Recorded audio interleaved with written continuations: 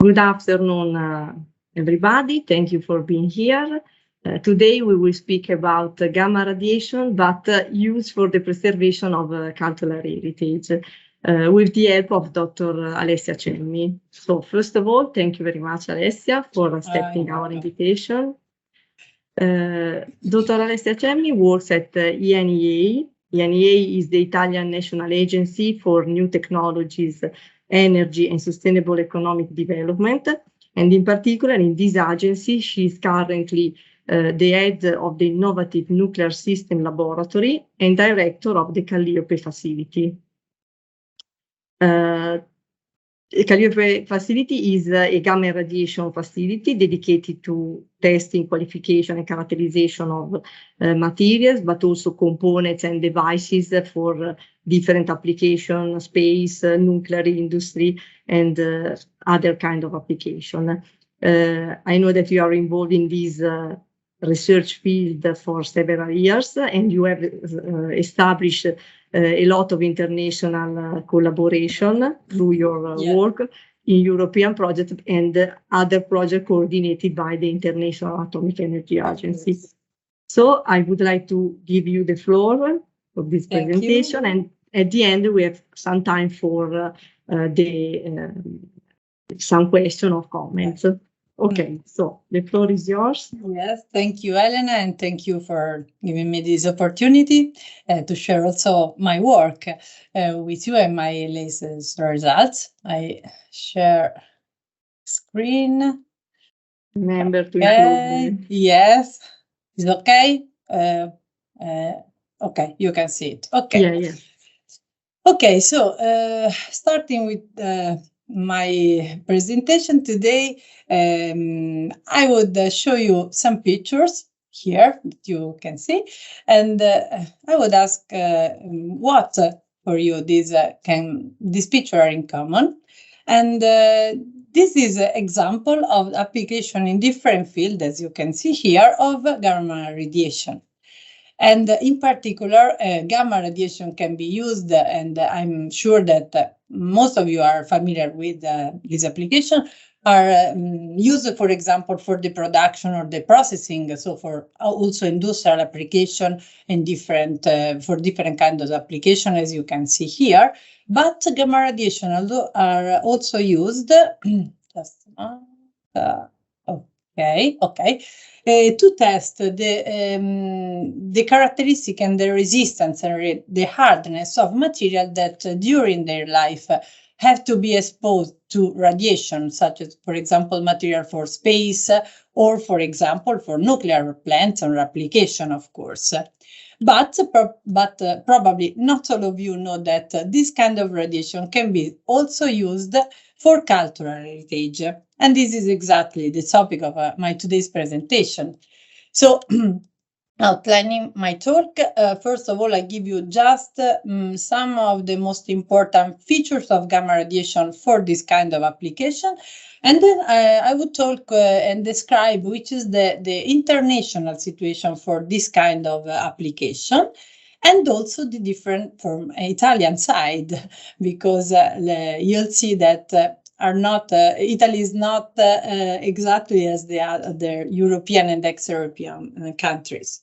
In the second part, I would show some of the results of our past or present results. And in particular, in the last part of the presentation, I'll show you also some case study, some real activity that we are performing now, also in the framework of a different project, as you'll see. So starting with the first part, okay. Usually, ionizing radiation can be used for cultural heritage for three different purposes. The first one is the use of this kind of radiation and also other kind of radiation as diagnostic methods. So for the analysis here, for example, I show you just some of the example. And there is no problem for this kind of use from the cultural heritage operator and restorer, because it's well-assessed activities. Then there is other two applications. The second one is related to the use of ionizing radiation for the consolidation and protection, in particular of porous material, for example, artifact made of stone or, for example, wood, that are damaged because, for example, as you can see also in this picture, you can find this for example, wood material in the, for example, river. Also, in this case, the wood is completely impregnated by water and so is damaged. And with the consolidation and protection, you can substitute the water that is inside the wooden structure, for example, and replace it by a polymeric material.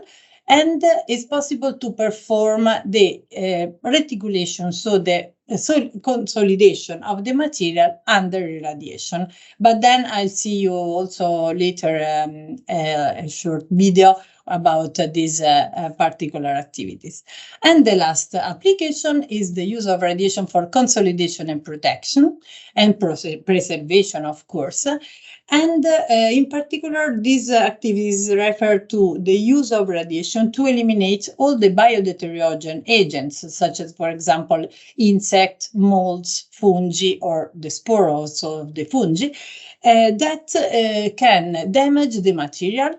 Usually, this kind of biodeteriogen attack the artifact and the cultural heritage made of natural origin material. So, for example, wood, paper, and parchment, and so on.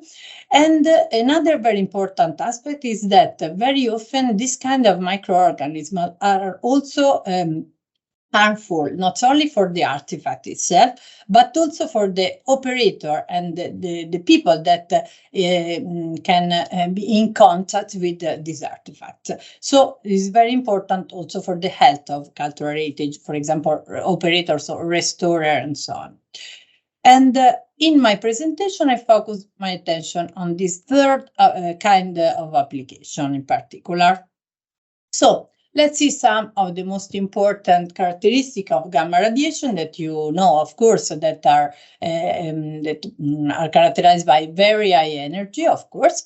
And there are also, of course, gamma radiation produced by natural, for example, cosmic ray, or also by the decay of some radioactive nuclei. In particular, usually in the irradiation plants, you can find cobalt-60 or cesium-137 as radionuclides that for the use of the production of gamma radiation.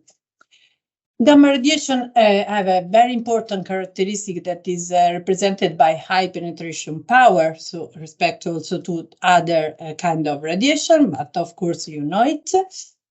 But why this is so important for the application in cultural heritage? Because, for example, due to this high penetration power, it's possible to treat simultaneously an object not only on the surface, but also in the bulk.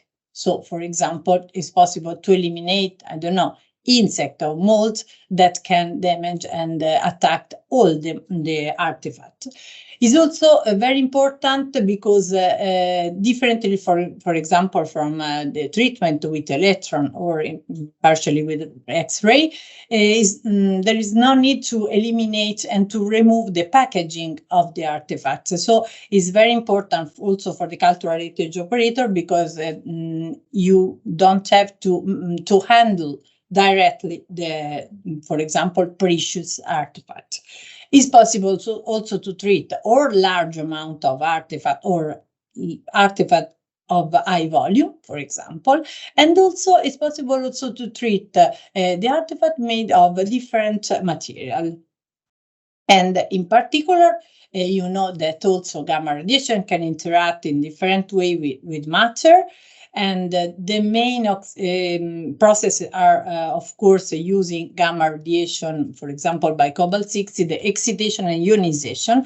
And of course, you know, but it's very important also to repeat this aspect is that by, for example, gamma radiation of the energy of cobalt 60, so around 1.25 MeV, no radiation can be induced in any kind of material. So it's very important because it's immediately the material immediately available also after the treatment. But the treatment by gamma radiation represents also several advantages over also the technical method that usually also in the past were applied to the removal of biodeteriogen. In particular, this traditional method implied the use of chemicals, for example, or physical process. So, for example, they imply the use of microwave or heat and freeze drying process, or, for example, toxic gases, especially for the removal of insects. But the gamma radiation present, as I told you, several advantages that you can see here in this yellow part. And for example, it's not necessary to directly use for example, toxic chemicals. It's not necessary to add it when you treat by gamma radiation. And so also the artifact is really available after the treatment, as I told before. And also another very important aspect is that also in porous material, no toxic or harmful residue remain inside the material. And this is a different, for example, from the treatment with gases, for example, ethylene oxide that was used a lot in the past that remain inside the material, of course. Then another very important advantage is represented that the fact that this is a procedure, the treatment that occur at room temperature, so there aren't unwanted increase or specific increase of temperature in some part of the object. And this is another different, consider the treatment, for example, with electrons that can increase the temperature due to the very high dose rate, for example. Is also a quick process, because if you think that in around 2 or 3 hours, you can treat also a large amount of artifact, of material. And another, finally, the final statement is also very important, because different from the other method that are, for example, I don't know, also some chemicals are specific for one mold, but not for insect or not for other molds. The gamma radiation have the lethal effect, so on all the microorganisms at the same time. And then I show you why. So it's very important because you can eliminate at the same time insect, but also, for example, the spore of the fungi that are very harmful. But due to the interaction with matter, of course, gamma radiation can also induce some unwanted effect on the material that are called side or secondary effects. And this kind of effect present different characteristics. For example, of course, they depend on the material. They can also irreversible, so it's not possible to remove them, for example, or recover the material in this sense.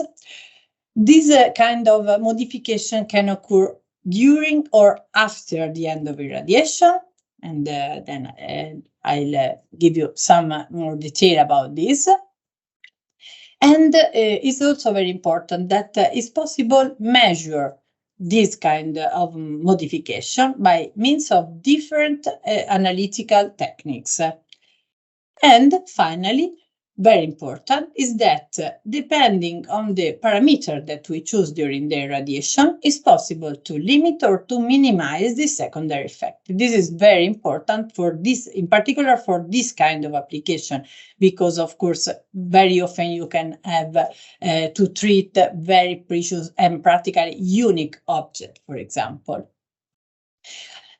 Another important thing is that the modification induced by radiation, usually that consists in, for example, depolymerization, oxidation, yellowing, are the same that are induced by also other agents. For example, the natural aging of the object, or also the occurrence of the natural or anthropic disasters such as floods or, for example, war. And also due also to bad storage condition. If you can imagine, a lot of different, for example, also library are not so in a precise and good condition in terms of humidity or light and so on. And another thing that you have to keep in mind for the treatment of cultural heritage is very important to decide case by case if it's necessary or not to perform the treatment, because in any case, for any kind of treatment, not also for the processing with radiation, some changes or modification could occur inside the material. But the alternative very often is completely the loss of the artifact. So you have to decide, and if case by case, if it's necessary or not to perform some kind of treatment. Now, coming back to the effect of radiation, I will just here give you some more detail about the direct and the indirect effect. The direct effect usually occur directly under irradiation, and they can be influenced by the choice of the irradiation parameters. For example, in terms of dose, or the absorbed dose or dose rates. Also on the environmental atmosphere in which you perform the irradiation, because it's possible, of course, perform the irradiation in air, so a room condition, or also keeping the artifact in inert gases, for example, and depends also, of course, on the composition mainly of the material. But then there are other indirect effects that can occur after the end of irradiation. And this kind of effects are due to the presence and the creation under irradiation of free radical species that, of course, you know, are very, very reactive. And these free radicals can also react with the oxygen of air and create very important and very reactive different kind of radicals, also containing oxygen. They're the most important because are related mostly to the oxidation of the material.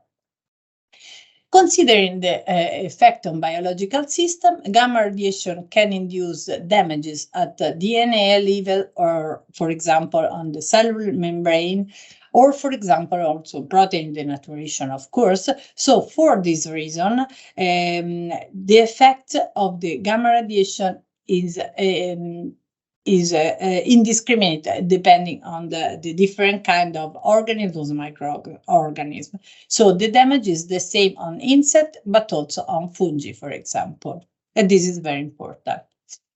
And now, just to have some more idea of the most important effect of material, here I would just show the most important process that can occur, and that can be very important related to the application in cultural heritage. The first two effects is the cross-linking and the polymerization. So during the radiation, of course, depending on the condition, in this case, as you can see, at low dose, the cross-linking process prevails. But if you increase the dose, you have more depolymerization, because both the processes are always in competition. And so at low dose, the predominant effect is the creation of new bonding, chemical bonds, while with the increase of the dose, usually the effect is the breaking of this dose. So also, for example, you have the breaking of the chain of the polymeric chain, for example, of the cellulose that is a natural polymer. Another very important effect is the oxidation. that occur, of course, during the irradiation in presence of oxygen, of course. And a particular kind of oxidation is the degradative oxidation, because if you keep the radiation in air, the oxygen can diffuse inside the thickness of the material that you irradiate. And the part interested by the diffusion of the oxygen is that it is interested by the degradation. So if you want to decrease or minimize this phenomenon, it's possible to, for example, perform the irradiation without air, so for example in inner gas atmosphere, or it's possible also to reduce the time of exposition of the material to the action of oxygen during the irradiation. So, for example, reducing the irradiation time by increasing the dose rate. All these effects can increase the concern of cultural heritage operator, of course, for the treatment of cultural heritage artifacts, because can be responsible of, for example, embrittlement or color changes, as you can see in the bottom part of the images. So, for example, the yellowing of paper, for example. But it's very important to remember that, of course, all these processes can occur, but depends on the irradiation condition that you decide to use. So it's really possible to practically limit completely this kind of phenomenon. So I would describe which is the situation in Europe and also in some other ex-European countries about this kind of application. And a lot of work and is done by the International Atomic Energy Agency, of course, that organized also in the past, but also now is starting another of this kind of project, organized a lot of research, and by means of the coordinated research project. For example, in the last project that ended 2 years ago, more than 20 countries participate. This is very important because in this way it's possible to have a multidisciplinarity in the research, and it is very important in this kind of application, because you need to know also the problem presented from, for example, cultural heritage operator, but also the expertise of chemical physics or engineer, for example, and also, for example, by the biologist. A lot of the past results were also collected and published in a different IAEA document that you can see also on the website, but a lot of ongoing activity are performed regarding in particular the secondary effect and the stability, so the permanence over time of the irradiated material. And this is very important because with this work, I would also to define really share guidelines to be followed worldwide, and what is defined in the past is a very important point that I show here, because was defined usually the maximum absorbed dose that you have to use on cultural heritage material to remove the biodeteriogens, but to avoid the damaging of the material due to radiation. And so the maximum dose rate is 10 kilograms, 8 plus minus 2.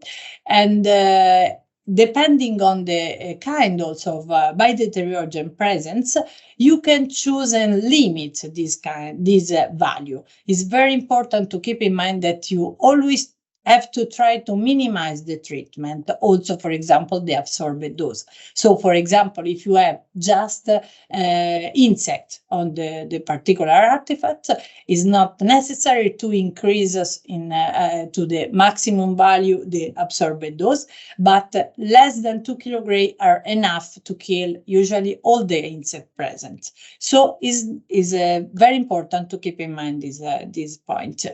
Why in some cases you need to use so high dose? Because there are some microorganisms, in particular the spores of the fungi, that are really very resistant. For example, also with other traditional methods, you can, for example, be able to eliminate fungi or molds, but very often not the spores of the fungi. So again, they can create a new colonization.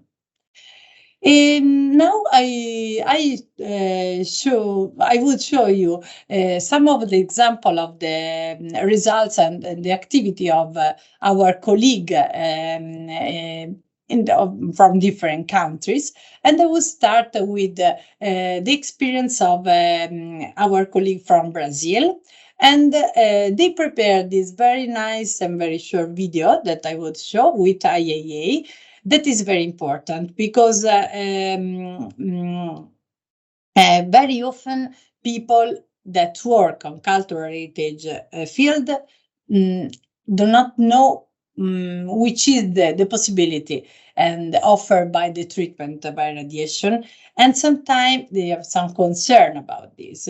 So it's very important also to the diffusion of this kind of technique. So I try to start with the video, and I hope that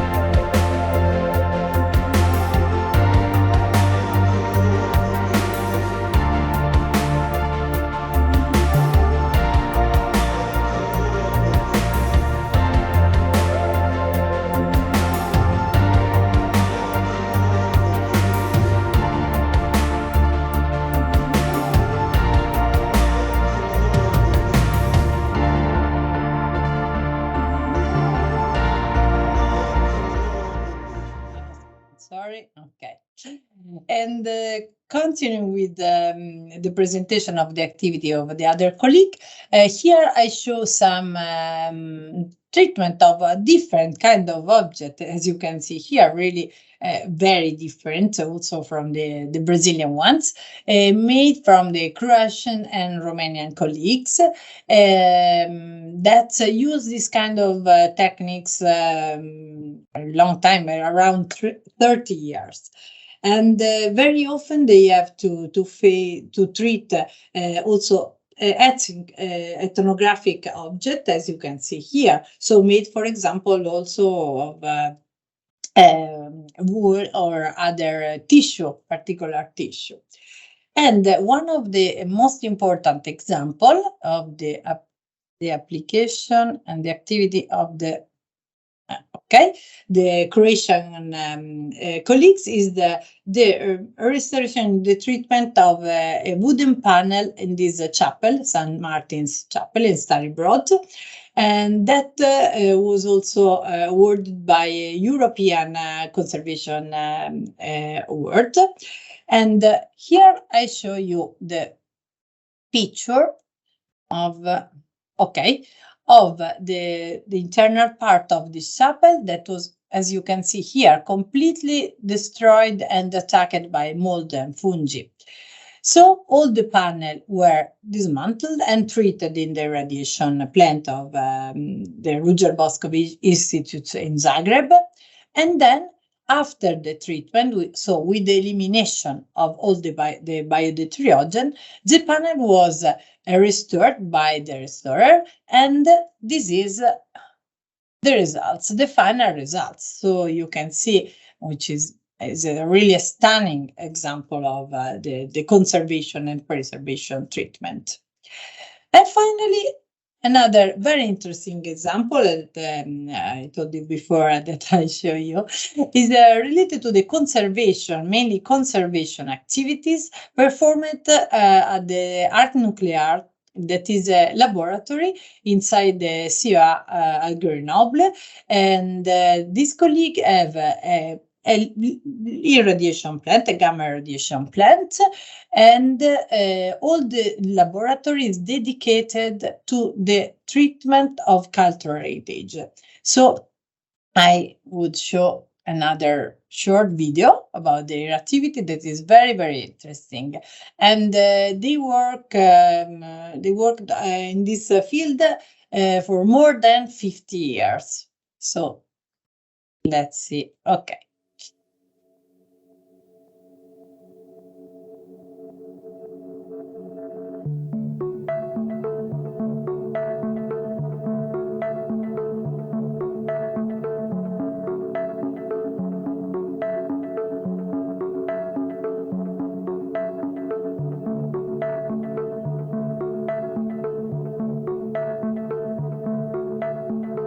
As you can see, they treated a really very important also art piece and ancient piece, for example, the Ramses mummy that you saw before.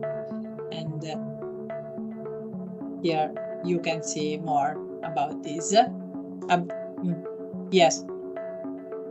This is the director of the laboratory, and they work a lot on the waterlogged wooden, also from the ancient Roman boat, or for example, the painted wooden statue and so on. Yes, also Gallic Roman ancient material and artifact. And this is a part of the boat that they found on the bottom of the river, the French river. And this process of the consolidation is really very long and very, very expensive. You have to consider that, for example, to treat one of these boats, sometimes it takes years.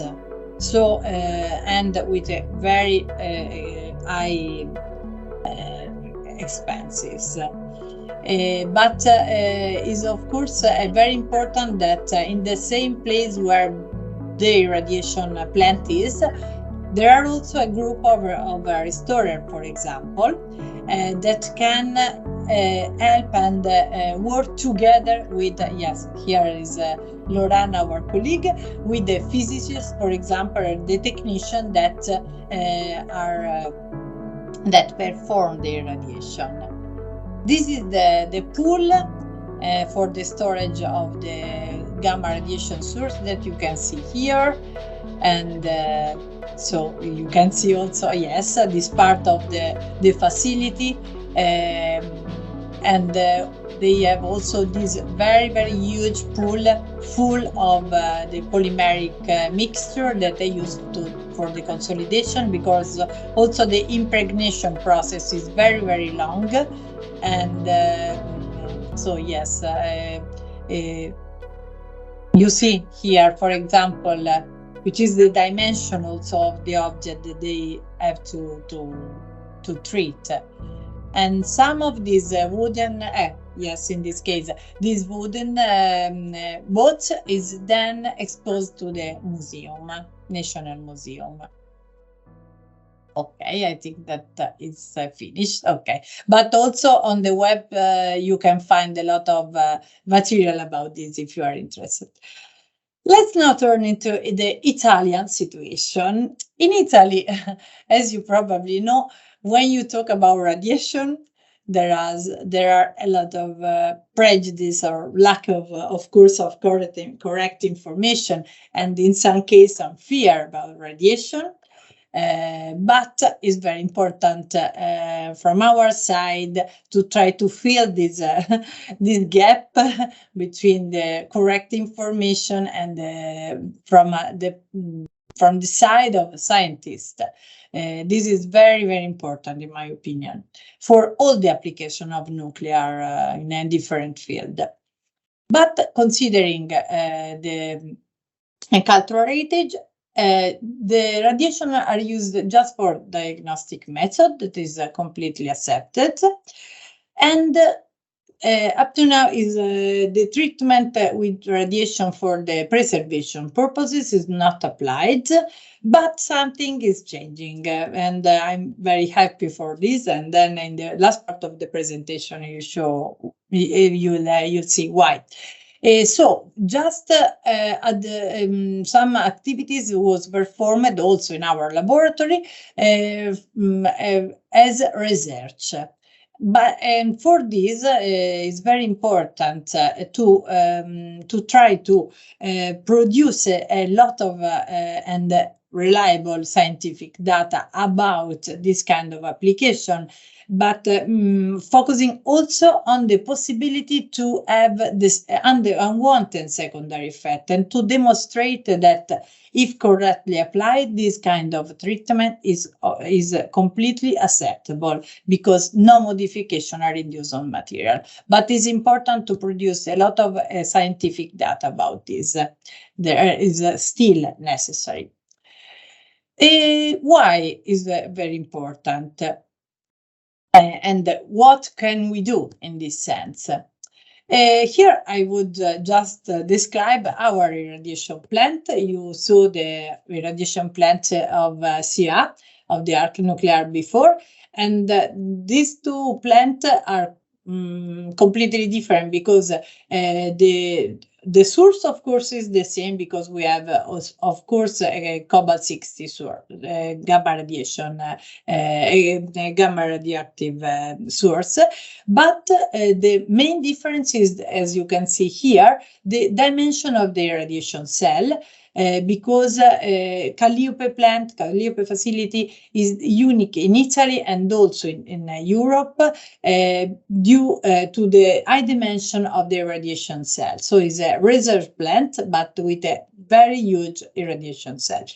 Why this is so important? Because in this way it's possible, for example, to perform several irradiation at the same time, or also it's possible to irradiate a big object. This is very important too.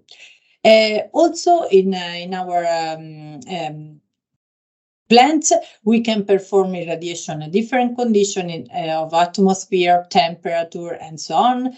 Also, we work, for example, also for space, as Elena told before, for the qualification of electronic components, for example. So it's necessary to put to perform the irradiation under bias. So we can perform different kind of way during in the different condition during the radiation. In this picture, you can see here in the center a plain source with a 25 cobalt-60 source, and this is a pool type irradiation facility. Below this rack that you can see, there is a 8-meter high pool, and filled with water that represent the biological shielding of the radiation during not during the radiation, but when you have to enter in the cell to position the samples, of course. And the maximum dose rate now is around 7.3 kilograms per hour, so is high.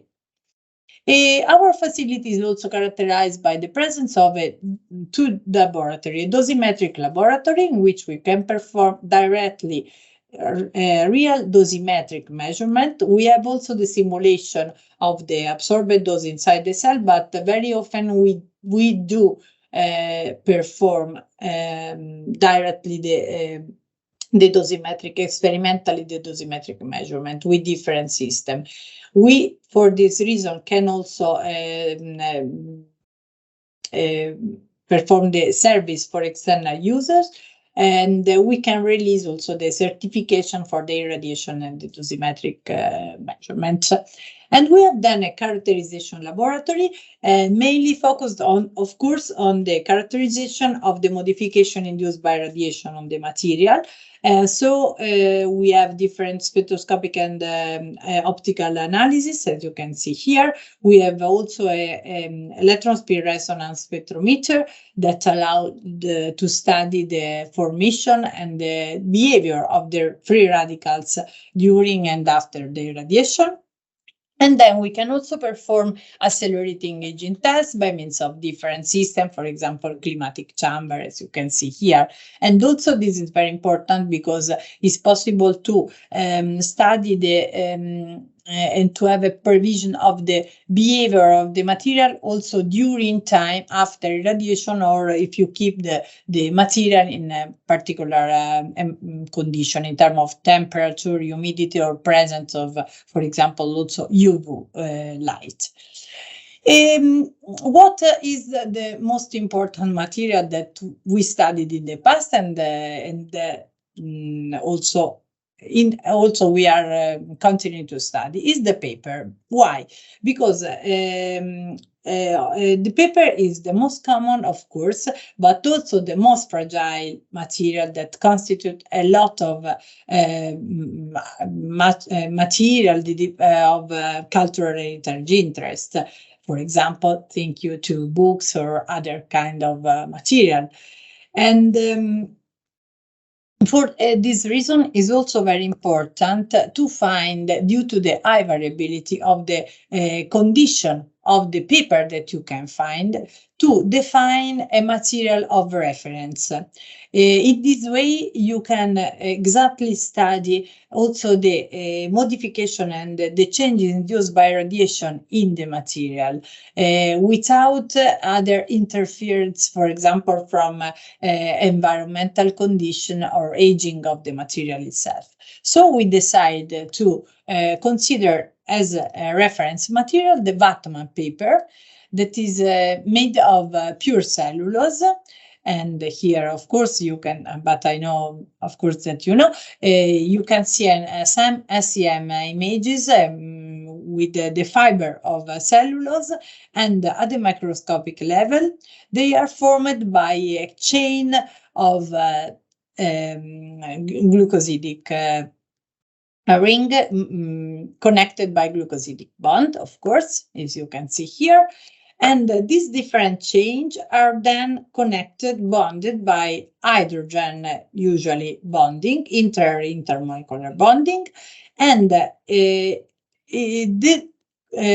network of the cellulose is also formed by the presence of water in different form.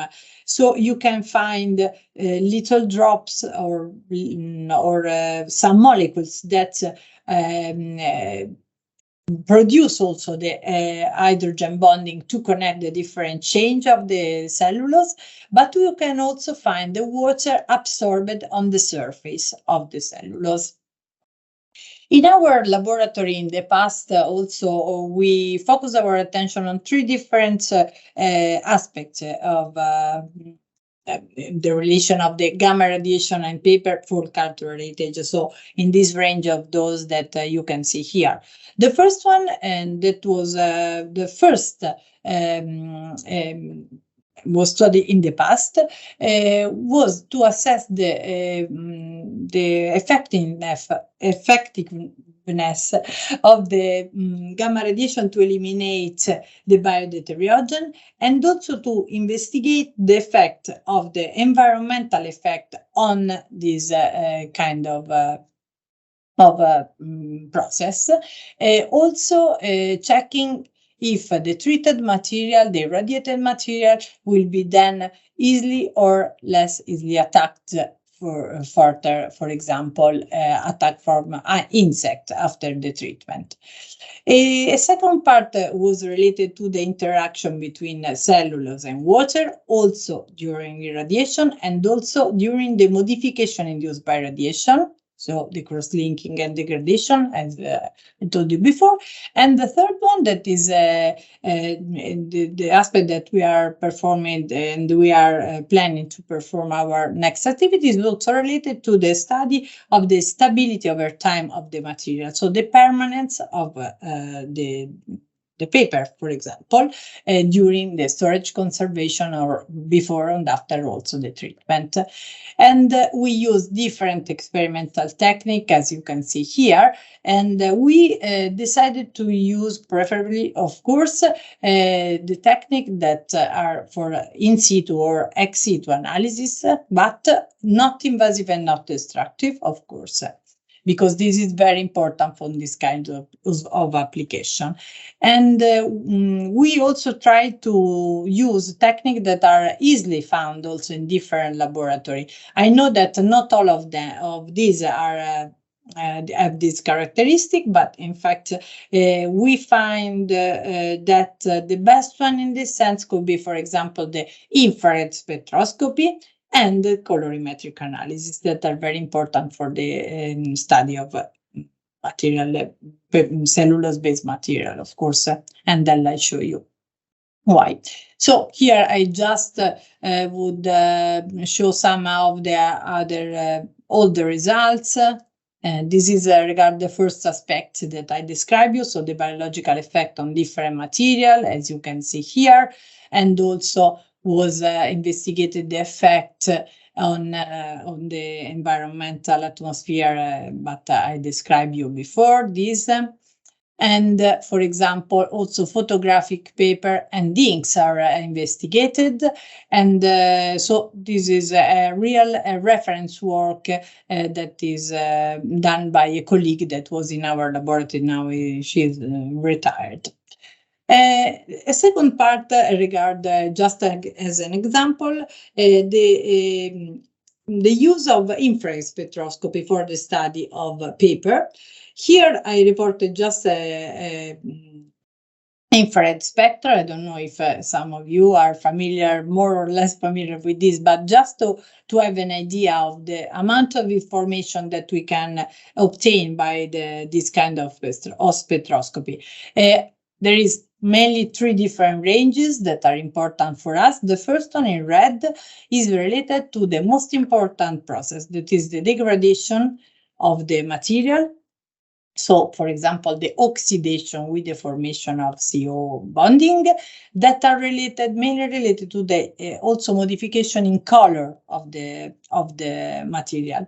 And then the other two are related to the formation or the breaking of the material, so the cross-linking or degradation. And okay. And this is, for example, a study that we performed, studying the effect of gamma radiation also reaching very high absorbed dose value. And we defined that below 10 kilogray, of course, the cross-linking is the process that is predominant. And this is very important for the application on cultural heritage, of course, because the degradation occurs just if you increase the absorbed dose. So we have to avoid this. And here we studied also the interaction with water, but I don't want to describe this. Another one of the our last research regarded the effect also on oxidation of the irradiation parameter. In this case, we studied the Wattmann paper and the oxidation measured by FTIR at a different dose and in the range suggested for the treatment of cultural heritage, but also a different dose rate. In this case, you can see, especially in this part, that depending on the dose rate, so the rate of the irradiation, you can decrease absolutely the oxidation of the paper. And so it's very important. So in this case, you can minimize this effect. Considering this is the same plot of the slide before, considering the worst results, that is in the point in this red circle, we tried also to analyze the modification in terms of color. So we use the C lab reference measurements. And as you can see here, there is a complete practically overlapping of the point related to the not irradiated and irradiated paper. There is this parameter delta E star that is related to the perceptibility of the change of color for the human eyes, and the measure of this parameter is absolutely below the perceptible, visually perceptible light variation from the human eyes. So there is no modification in color. And so let's talk now about the last part of the presentation. So I show you some case study in which we are involved now. The first one regards the treatment of this huge number of books of different period that are at the law department of the La Sapienza University of Rome, and they are damaged by the humidity and the bad storage condition which they are kept also in the past, and they are also attacked by the different fungi that you can see in the black part of this book. During a work of PhD student, they are studied in terms of the state of the health state of the fibers and all the different part of this book, and also the iron gallic that is present was analyzed. Then also after sampling on the same book, as you can see on the right side, here there is the growth of the microbial community that are present on this kind of book. Before treating them with the radiation to check the effectiveness of the elimination of this biodeuteriogen, the same biodeuteriogen are treated by different chemicals that are traditionally used for the removal of the fungi. Some of these are also not allowed now, but they tried in any case. But as you can see here, there isn't a complete effect of elimination of these kind of molds.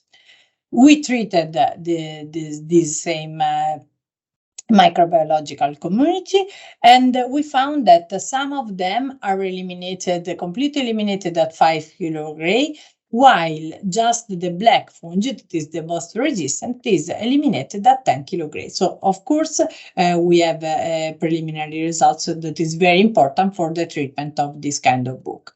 But what I want to describe now is the project that we won last year, and is a project of our region, Lazio region, that is the region of Rome, of the Excellence Center of Lazio region. And the Pergamo project deals with the application that is the focus of our presentation. We have different stakeholders and partners, of course, and this is very important. This is very important because for the first time in Italy, real artifact will be treated. So we are also very proud and very happy of this. Here there is just some information about the project. We intend to treat different kind of artifacts and of the different stakeholders, not only by gamma radiation, but also by electron and X-ray. And the final aim of the project is to create a service for the treatment and the characterization in situ and ex situ with not destructive techniques for the treatment of the cultural heritage artifact or material that are of interest.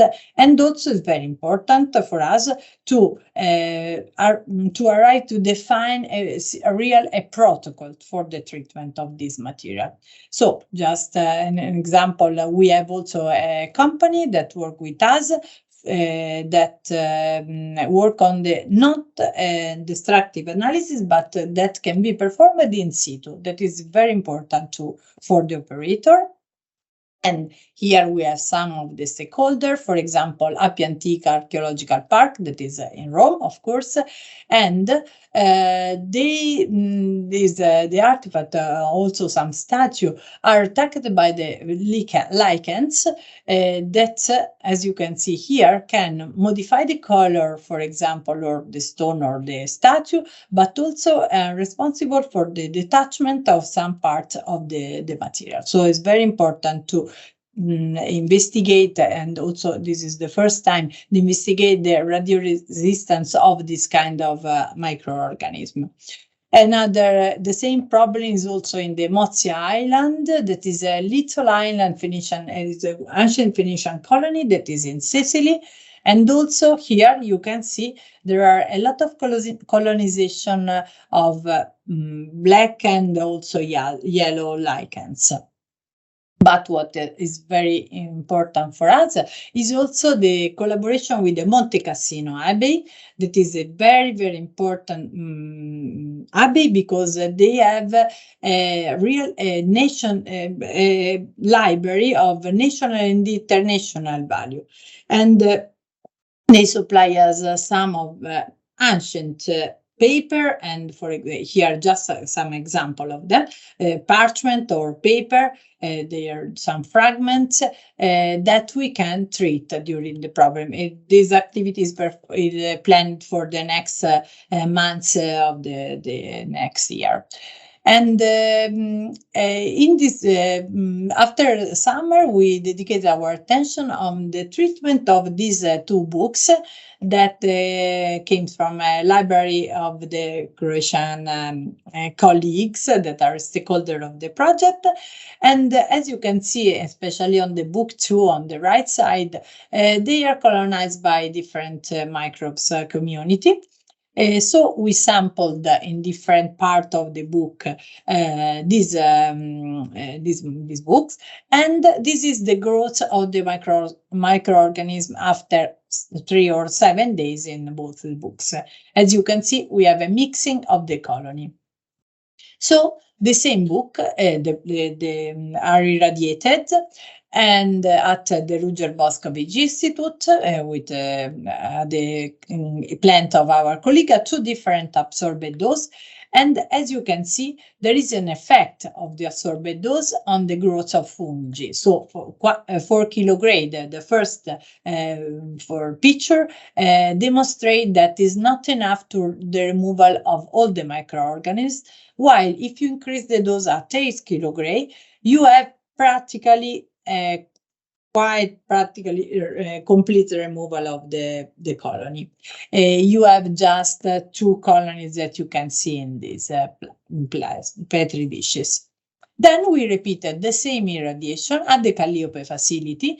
We repeated the irradiation at the dose rate of 130 gray per hour that performed at Ruđer Bošković Institute, but we tried also to repeat the same irradiation at the higher absorbed dose, 1,500 gray per hour. And this is the results. So at 8 kilogray, we observed the same results obtained by Ruđer Bošković, because in one book there is the elimination of the mold, but not for the other. But if we increase the dose rate, we observe the completely removal of the microorganisms also in the other book. And this is very important because, as I told you before, the correct choice of the radiation parameter is a fundamental aspect. And on the same book, we performed also some characterization of the material. In particular, we studied the oxidation state. And we report in this plot also the data that I showed you before related to our reference material, that is the Wattmann paper. And differently from the book, as you can see, for Wattmann paper, there is an increase of the oxidation during the irradiation with the increase of the absorbed dose. The other 2 books as you can see, practically are not modified by radiation. So the value of oxidation state before the irradiation, so the blue bar, is exactly the same after irradiation. And this is very important because the oxidation state seems to represent a protection toward the effect of irradiation.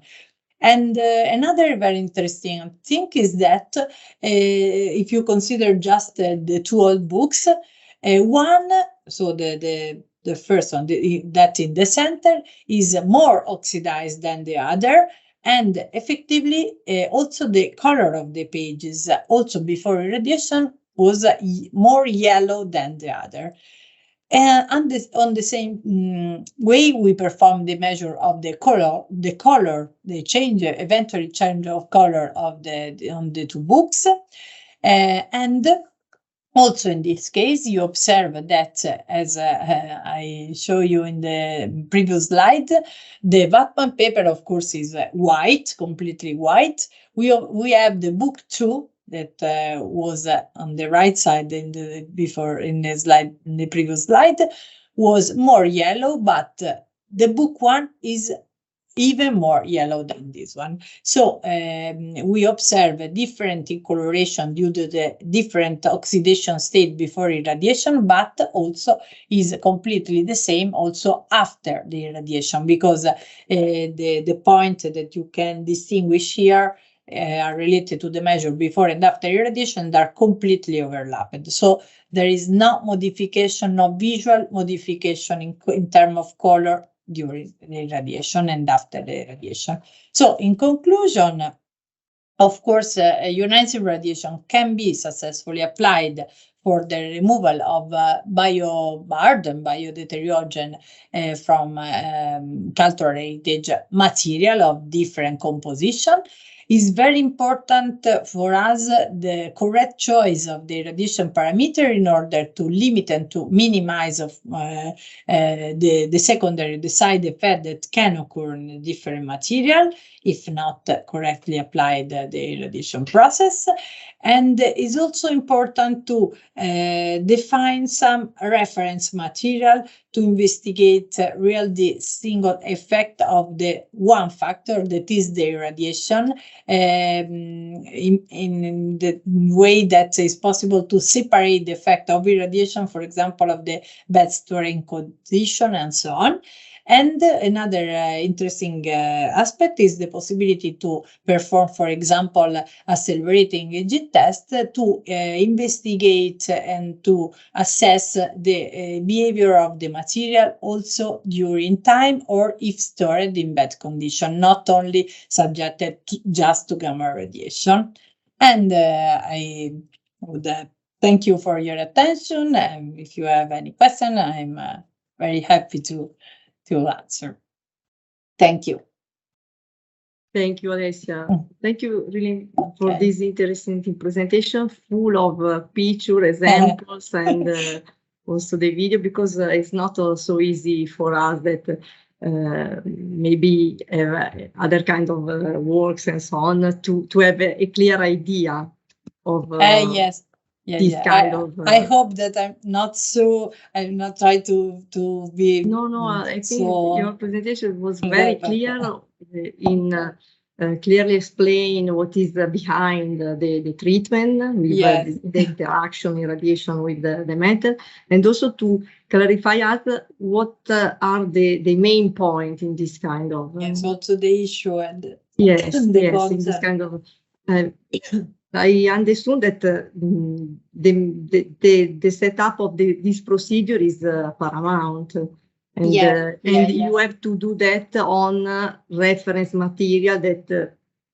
Yes, it's a long work because also the aging treatment it takes a lot of time. But yes, we began also before the COVID, but then we stopped, and it's also important to follow the material that you treat in the aging, for the aging, also for a month or year after the treatment. Aging, the treatment. So yes, it's very important also this. But I think that could be a very important point to convince also the cultural heritage operator that these techniques can be, of course, absolutely applied without particular problem. Yeah, I think to reach a good result, you need to work in strict collaboration with all these. This is very important because also in our activities is necessary to work with physicists, chemists, and microbiologists, because it's a really multidisciplinary activity, of course. Yeah, of course we have few minutes for some questions. So if the audience, someone would like to ask something or comments, some part, please feel free to open the microphone and ask. In case there is a question in the chat from Ekaterina, I can read it. So far, the research of gamma radiation on paper was made either on Whatman copy paper or on printed books. Do you know of any study of the effects of irradiation on manuscript with iron gallium ink? Yeah, yes, some of the study were performed because I know iron gallic ink was used a lot in the past, and it seemed that it seemed to be resistant to this kind in this range of absorbed dose. Also, my colleague, I show you just some results about inks, and it's possible to apply this technique also for if you have this kind of ink inside the book, because of course the printed ink are more resistant, but the ancient was yes, applied. Thank you. If there are other questions. Do you have any studies, any articles to recommend? Sorry, it's please, Ekaterina. Yeah. If you want, I can. Yes, I can send to Elena some paper. But also, if you look for it in the IAEA website, you find a lot of information. Okay. So and also a lot of books on paper or reference. But if you are interested, I can send to Elena some of this. Thank you very much. Very kind. Thank you. And I think that in your work, the collaboration with the International Atomic Energy Agency was very important to connect all your, of course, the laboratory like yours. Yes. Yes, because yes, since in each country very few people work on this, it's very important for us to share also our experience, and we are really complementary because also if you when I show you the video, for example, of the Brazilian colleague, they have a very big plant. And for example, also they do some research, but in some case, for example, we have some instrument that the other laboratory do not have. So very often we share also not only our experience, but also the samples to be measured in different laboratories. So it's very, very important for us. And also then we work together also for a regional project, for example, as in Bergamo, because two of these colleagues are stakeholders of our project, and the strength of this collaboration is very, very important. Also, if we then there is exchange of students, for example, is really, really very important.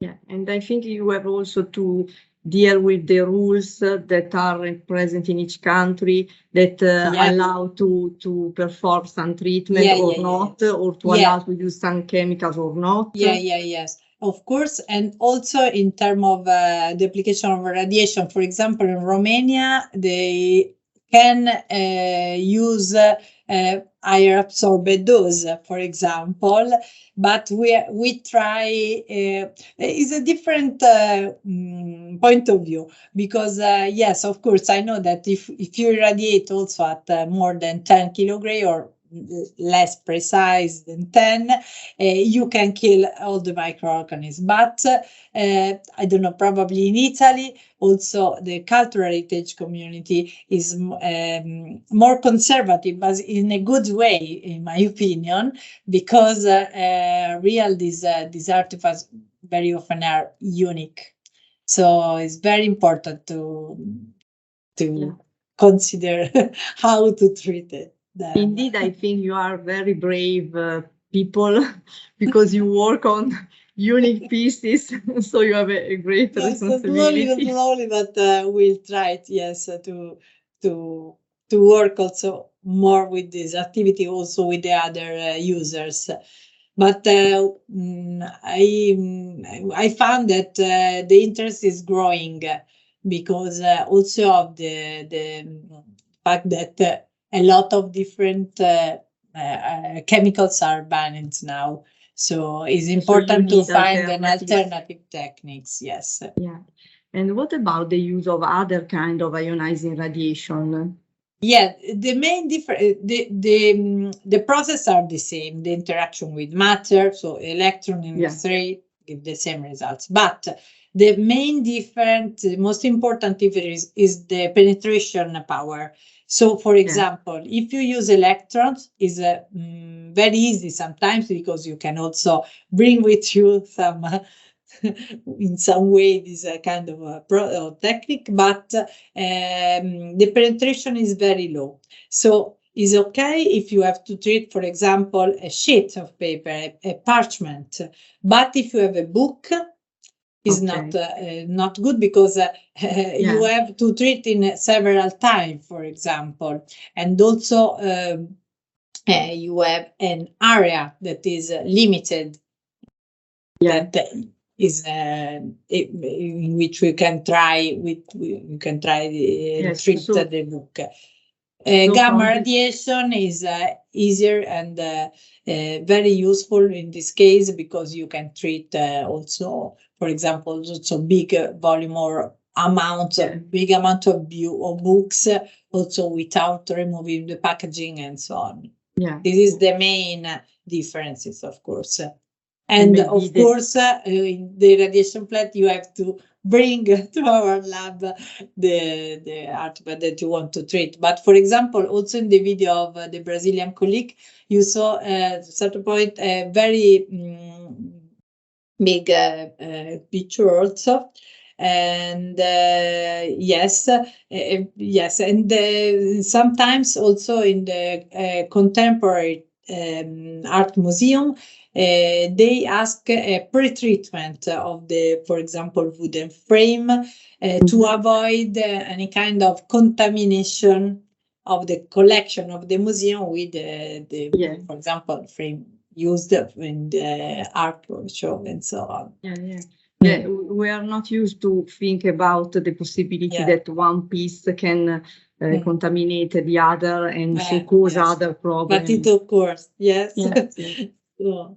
Okay, thank you very much. Of course, if someone have other curiosity, can write me and I can share the question with you. And of course, if you want, answer or also references to papers or website where find other information. I would like to thank you, Alessia, once again for this very nice and interesting talks, and all of you for the time that you spent with us. So thank you very much. Thank you. Let me wish you for someone a Merry Christmas, and for all, I think, a very happy and fruitful New Year. Thank you. Thank you very much. Thank you. Thank you.